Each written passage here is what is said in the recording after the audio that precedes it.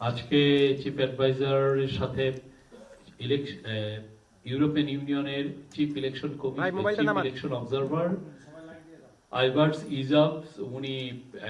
উনি নিজে একজন মেম্বার অফ ইউরোপিয়ান পার্লামেন্ট, উনি এসেছিলেন কল অন করতে। সেখানে ইউরোপিয়ান ইউনিয়নের অ্যাম্বাসেডর মাইকেল মিলার ছিলেন, আর ইলেকশন অবজারভার টিমের আরো 2 জন ছিলেন। তো এই বিষয়ে আজকে মিটিং হয়েছে চিফ অ্যাডভাইজারের সাথে। শিনজো আবের স্ত্রী আকি আবের সাথে কথা হয়েছে, এবং এছাড়া আরো 2-একটা বিষয়ে, বিশেষ করে আপনারা জানেন কিছুদিন আগে একটু ভায়োলেন্সে নরসিংদীতে একজন হিন্দু মারা গিয়েছেন, সেটা নিয়ে আমরা এক ধরনের অপপ্রচার দেখছি, সেগুলো নিয়ে কথা হবে। আমরা এই প্রথমেই, এবং শ্রুতি লেখকদের জন্য যেটা হয়েছে যে একটি এডুকেশন মিনিস্ট্রি একটা পলিসি করেছে। আগে শ্রুতি লেখকদের এক একটা এডুকেশন বোর্ডের এক এক রকম নিয়মাবলী ছিল, এটাকে এখন স্ট্যান্ডার্ড করা হয়েছে, এবং এটা এখন সবার জন্য একটা বেটার একটা, যারা আমাদের দৃষ্টি প্রতিবন্ধী, যারা ভালো দেখতে পান না, তাদের যে তারা কিভাবে পরীক্ষা দিবেন সেটা তারা তো শ্রুতি লেখকদের দিয়ে দেন, সেই বিষয়ে একটা পলিসি হয়েছে, সেটা নিয়ে আমরা কথা বলবো। তো প্রথমে আমি chief election observer election observer মিশনের যিনি প্রধান আইভার্স ইজাব আসছিলেন 11:30 প্রফেসর ইউনূসের সাথে দেখা করেছেন। এটা খুব ইম্পর্টেন্ট একটা মিটিং।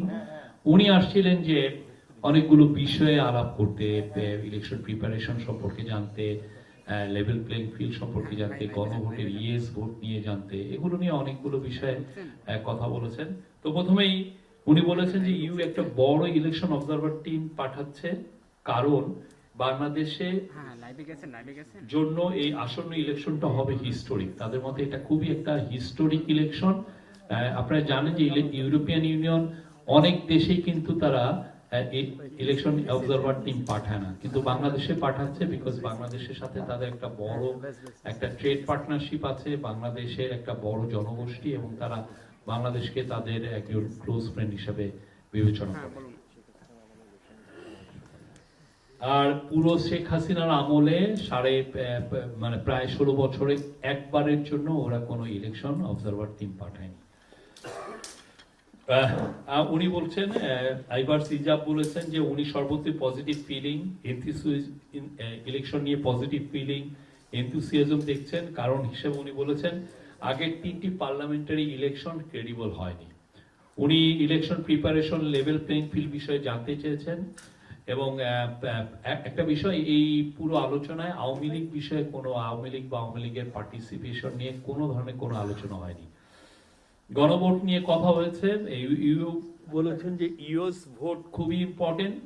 ইউরোপিয়ান ইউনিয়নের যিনি অ্যাম্বাসেডর, উনি বলেছেন যে ইউএস ভোটটা খুবই ইম্পর্টেন্ট, কারণ এর মাধ্যমে খুবই ইম্পর্টেন্ট এবং প্রয়োজনীয় রিফর্ম এজেন্ডা বাস্তবায়ন হবে।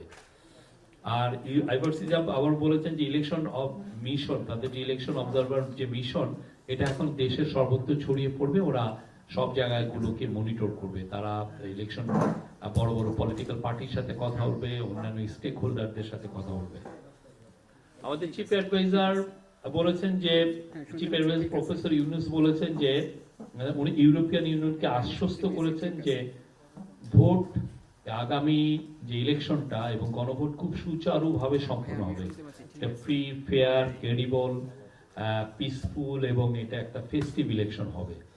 তিনি বলেছেন ইন্টারিম গভর্নমেন্ট এবং ইলেকশন কমিশন পুরোপুরিভাবে প্রিপেয়ার্ড আছে ইলেকশন ও গণভোটের জন্য, যাতে এটা সুচারুভাবে সম্পন্ন হয়।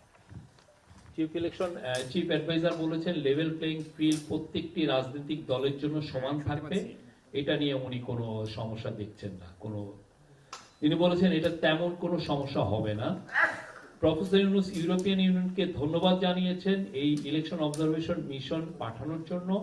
এটা সুষ্ঠু নির্বাচনের জন্য এবং বাংলাদেশের গণতান্ত্রিক উত্তরের জন্য খুবই ইম্পর্টেন্ট, তিনি বলেছেন।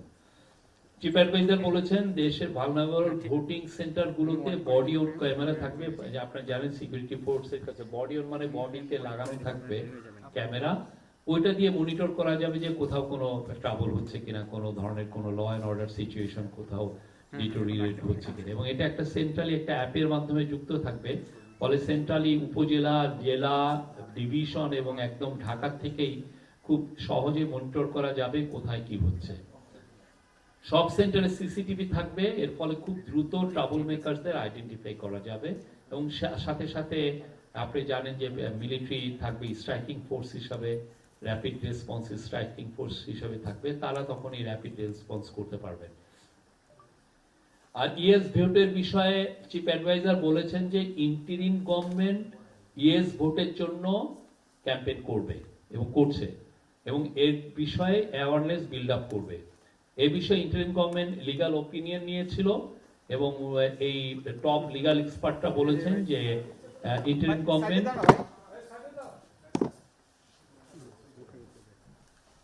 এই বিষয়ে ইন্টারিম গভর্নমেন্ট লিগ্যাল ওপিনিয়ন নিয়েছিল, এবং এই বিষয়ে টপ লিগ্যাল এক্সপার্টরা লিখিতভাবে জানিয়েছেন যে ইন্টারিম গভর্নমেন্ট ইয়েস ভোট চাইতে পারে, এই বিষয়ে কোনো লিগ্যাল প্রতিবন্ধকতা নাই। প্রফেসর ইউনূস বলেছেন দেশের সর্বত্র এখন ইলেকশনের জোয়ার চলছে, তবে ফর্মাল ক্যাম্পেইন শুরু হবে। আপনারা জানেন যে জানুয়ারির 22 তারিখে ফর্মাল ক্যাম্পেইন হয়। আর উনি বলেছেন ইউএর অবজারভার প্রেরণ হচ্ছে বাংলাদেশের ইলেকশনের জন্য একটা বড় এন্ডোর্সমেন্ট, এবং এটা বাংলাদেশের আমি একটু আগেই বলেছি একটা ডেমোক্রেটিক উত্তরণের জন্য খুবই প্রয়োজনীয়।